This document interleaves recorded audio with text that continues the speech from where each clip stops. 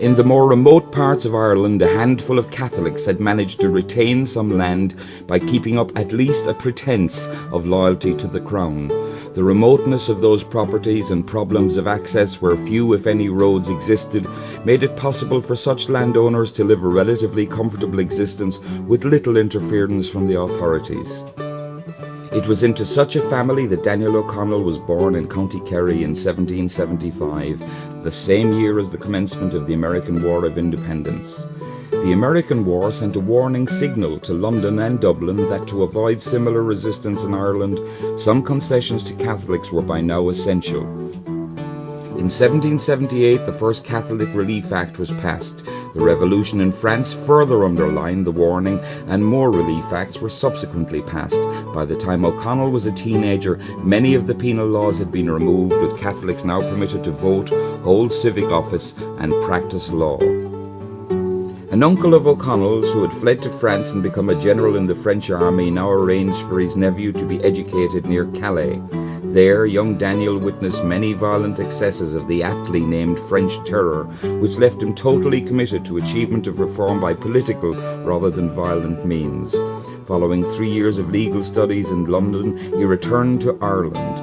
The young lawyer then worked the Munster court circuit, known for unmerciful and biased judges and packed or fixed juries. O'Connell soon won widespread acclaim as a brilliant spokesman and defender of the poor. Starting with an open condemnation of the Act of Union in 1800, he spoke out strongly and regularly for Catholic rights until he was nationally regarded as a champion of the people. Catholic emancipation, the admission to positions still barred following the Relief Acts, as promised by Prime Minister Pitt and Viscount Castlereagh to ease passing of the Act of Union, had not been delivered, so O'Connell focused his attention on winning emancipation, particularly the right of a Catholic to enter Parliament. In 1823, he brought the masses into Irish politics by the master stroke of forming the Catholic Association, with membership of just a penny per month collected through the Catholic Church. The enormous support he then gathered prompted him to stand for and win a seat in the Clare by-election of 1828, even though, as a Catholic, he was barred from Parliament. By now, Westminster had become understandably nervous of the insurgent potential of O'Connell's huge support, so they finally conceded emancipation. This epic victory made O'Connell a national hero, now known as the Liberator.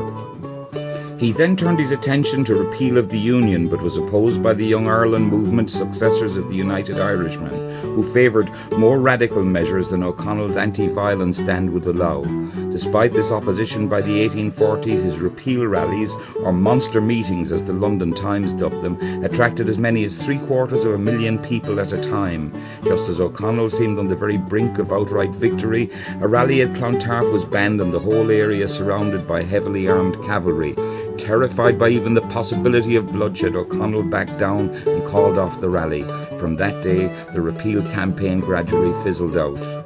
Despite his 34-year marriage to his distant cousin Mary, rumours of infidelity became widespread and were fuelled further by Eleanor Courtney's paternity allegation. However, O'Connell never claimed to be a saint, and whatever his human failings, he was Ireland's most important leader since Brian Boru 8 centuries before. How ironic that it was at Clontarf that both men's ambitions were so suddenly and sadly curtailed.